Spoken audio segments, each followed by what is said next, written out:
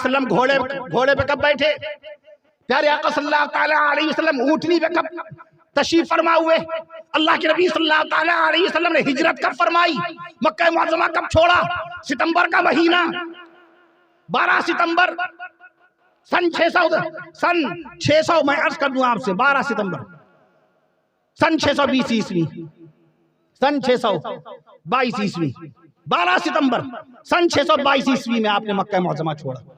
20 सितंबर सन 622 ईस्वी में आप मदीना मुनव्वरा पहुंच गए।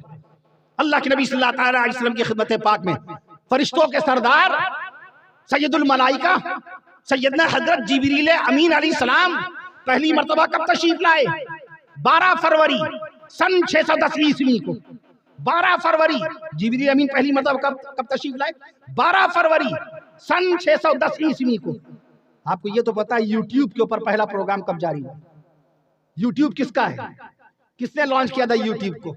मैं अर्ज कर दूं आपसे, जिसके ऊपर तकरीबन 5 करोड़ ऑफिशियल चैनल हैं यूट्यूब के ऊपर। मैं अर्ज कर दूं आपसे, चार्ले हार्ट चार्ले चड हार्ले जावेद करीम। मैं अर्ज कर दूं आपसे 14 फरवरी 2005 को पहली मर्तबा यूट्यूब के ऊपर पहली नशरियात पहली सर्विस जारी हुई, पहला प्रोग्राम जारी हुआ। गूगल 4 सितंबर 1998 को लॉन्च हुआ। मैं अर्ज कर दूं आपसे सारी बातों का इल्म। मोबाइल 1973 में बना, ये मालूम है हमको। ट्रेन 1853 में चली। मैं अर्ज कर दूं आपसे डीजल कब बना? 1892 में डीजल नामी शख्स ने डीजल बनाया। जिन जिन लोगों ने जो इजादात की, जो आविष्कार किया, उसको अपने नाम से मंसूब किया ताकि उनका नाम जिंदा रहे, उनकी आला औलाद उनका नाम लेती रहे। जो लोग उस चीज का इस्तेमाल करें वो लोग भी उनका नाम लेते रहे। एक जात है मदीने वाले आका सल्लल्लाहु अलैहि वसल्लम की कि अपने नाम पर कुछ नहीं रखा। कुरान मजीद के ऊपर रसूल पाक सल्लल्लाहु अलैहि वसल्लम का नाम पाक नहीं होता। कुरान मजीद के ऊपर कुरान मजीद लिखा होता है, कुरान करीम लिखा होता है, कुरान शरीफ लिखा होता है, कुरान हकीम लिखा होता है। मैं अर्ज कर दूं आपसे मदीना मुनव्वरा का नाम, मैं अर्ज कर दूं आपसे मदीनतुर रसूल है। मदीना मोहम्मद देखिए नहीं कहा गया। मैं अर्ज कर दूं ज्यादातर क्या पढ़ते हैं आप? मदीनतुर रसूल। रसूल पाक सल्लल्लाहु ताला अलैहि वसल्लम ने बाकायदा अपने नाम से कोई चीज मंसूब नहीं फरमाई। दुनिया वालों ने जो चीज बनाई डीजल, ट्रेन घसीटने वाला डीजल, डीजल को डीजल क्यों बोलते हैं? उस शख्स का नाम डीजल था, जर्मनी का इंजीनियर रुडोल्फ डीजल।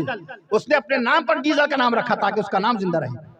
आज ट्रेन में अभी हिफ्जुर रहमानिया ने जो जिक्र किया, मैंने पूछा, बहुत सारे लोग बैठे थे, मैंने कहा ये बिस्लेरी की बोतल है, बिस्लेरी की बोतल, इसको बिस्लेरी क्यों बोलते हैं? सारे लोग सुन रहे थे, सारे लोग, कि शायद कोई स्टूडेंट खड़ा हो, किसी की निगाह हो इन आविष्कार पर, कोई वजह बताए बिस्लेरी को बिस्लेरी क्यों बोलते हैं, कॉलगेट को कॉलगेट क्यों बोलते हैं। जिलेट एक ब्लेड होता है जिससे शेप बनाते हैं, जिलेट नाम का ब्लेड आप जानते हैं। मैं अर्ज कर दूं आपसे उसको डनलप टायर को डनलप टायर क्यों बोलते हैं। आज मैंने जब पूछा उन लोगों से कि बताइए बिस्लेरी को बिस्लेरी क्यों बोलते हैं, कोई बोला ही नहीं, कोई नहीं बोला। तो मैंने अर्ज किया ताकि उनको पता चले कि एक मौलवी माशाअल्लाह उसका मुताला कैसा होता है, उसकी स्टडी कैसी होती है, ताकि डिबेट में इल्मी जब गुफ्तगू हो, इल्मी मुबाहिसा हो, जब कहीं पर किसी मकाम पर आपसे कोई हिस्टोरिकल क्वेश्चन हो, ऐतिहासिक प्रश्न कोई आपसे पूछे तो आप बता तो सके, आप ये बता तो सके। कुरान मजीद दुनिया में कितने इस वक्त, दुनिया में सबसे ज्यादा कुरान किस प्रेस से छापे, दुनिया में हाफिज कुरान कितने हैं, अब तक के तफसीर कुरान कितनी लिखी गई।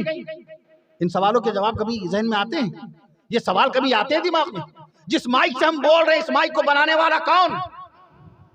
थॉमस। 123 साल पहले सन 1900 में, ठीक 1900 में माइक बनाने वाले का नाम थॉमस। हम कुरान वाले हैं, हम नबी के फरमान वाले हैं, हम रसूल पाक सल्लल्लाहु ताला अलैहि वसल्लम के उम्मती हैं। कुरान मजीद की सबसे पहली सूरह मुबारका सूरह अलक, सूरह अलक की सबसे पहली आयत शरीफा, अऊज़ु बिल्लाहि मिनश शैतानिर रजीम, बिस्मिल्लाहिर रहमानिर रहीम, इक़रा बिस्मि रब्बिकल लज़ी खलक़।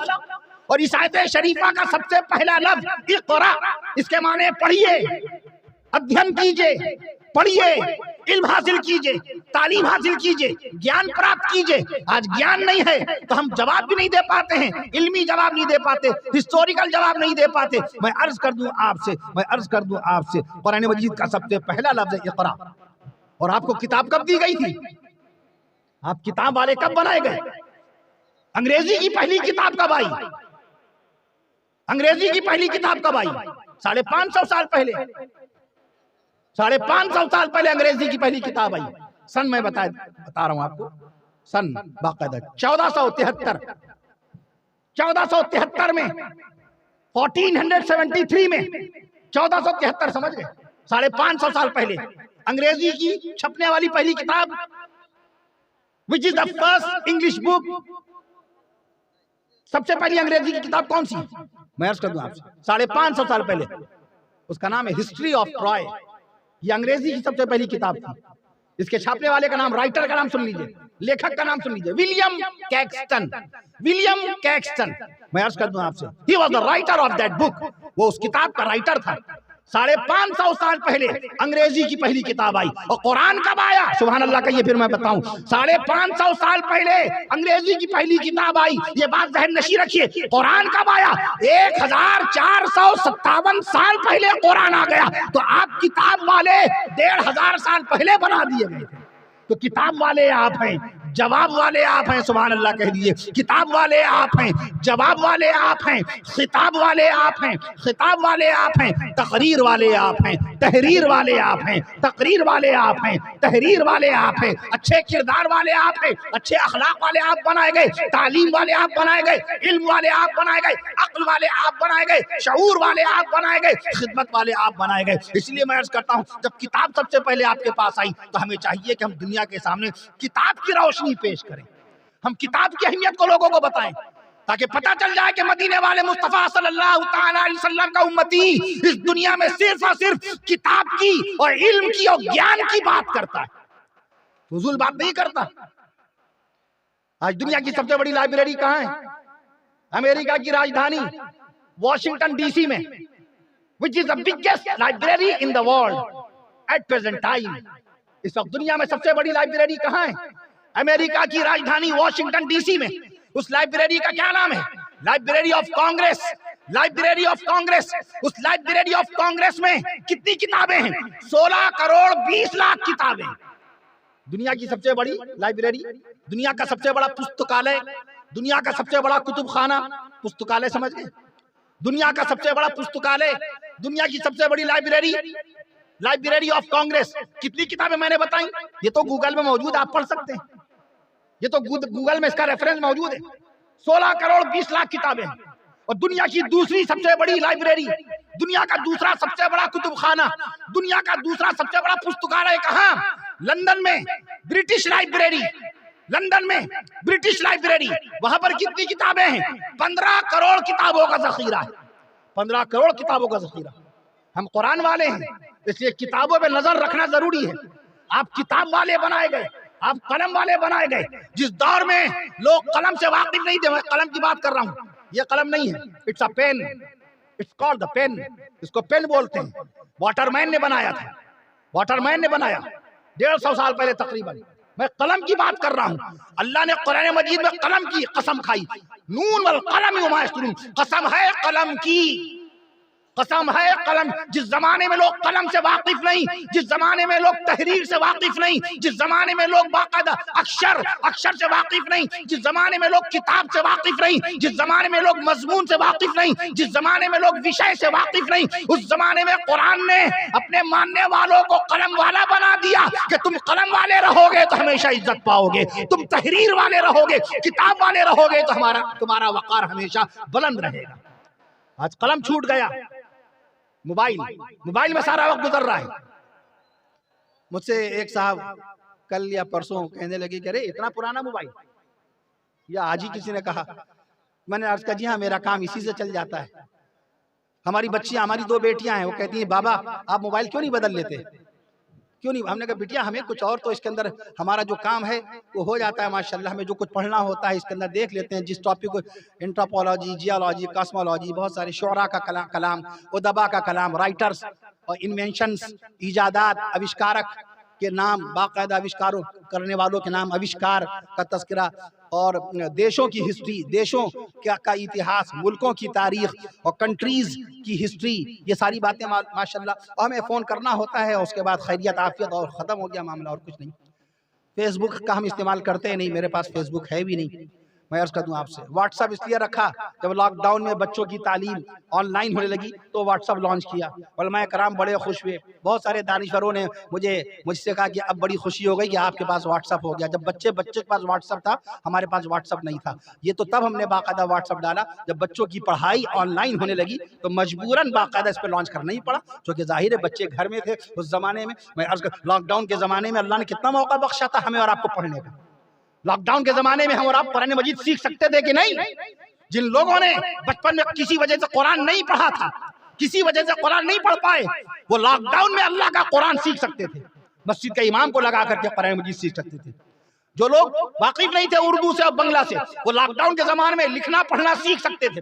जिन लोगों की नमाजें कज़ा हैं, जिन लोगों की नमाजें कज़ा हैं, हर नमाज बाकायदा जो फर्ज ऐन है हर साहिब ईमान बालिग मर्द और औरत पर, जो भी नमाज कज़ा होगी उसकी अदायगी का हुक्म है, उसको बाकायदा फर्ज के दर्जे में अदा करना है।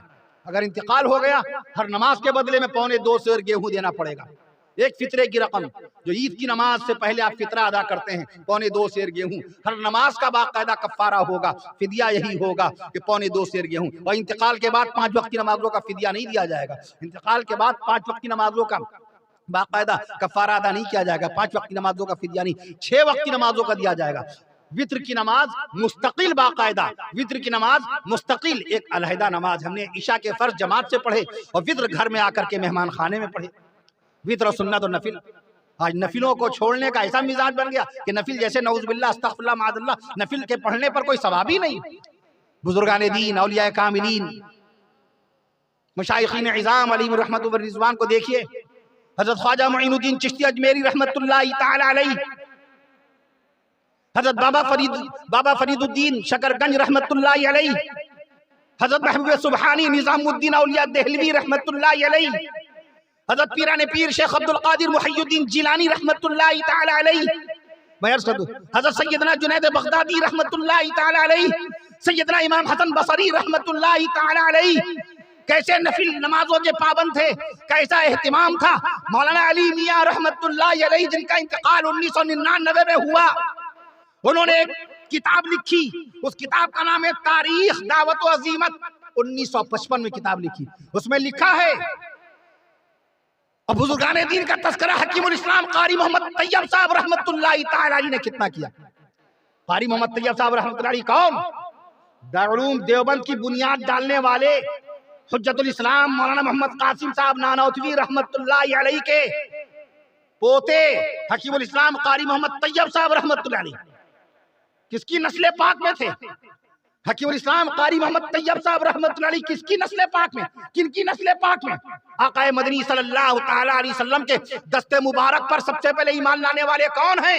हजरत अबू बकर सिद्दीक अकबर रज़ियल्लाहु ताला, हजरत अबू बकर सिद्दीक अकबर रज़ियल्लाहु ताला अन्हु की 47वीं पुश्त में, 47वीं नस्ल में, 47वीं पुश्त में 47वें पोते हैं हकीमुल इस्लाम कारी मोहम्मद तैयब साहब रहमतुल्लाहि अलैहि। तस्करा क्या उन्होंने? शेखुल हदीस मुआज़ ज़करिया रहमतुल्लाहि अलैहि ने फ़ज़ाइल अमाल लिखी, 1929 में फ़ज़ाइल अमाल लिखी। मुआज़ ज़करिया रहमतुल्लाहि अलैहि ने कब लिखी? 1929 में। फ़ज़ाइल तबलीग कब लिखी? 1931 में। फ़ज़ाइल नमाज कब लिखी? 1938 में। फ़ज़ाइल हज कब लिखी? 1948 में।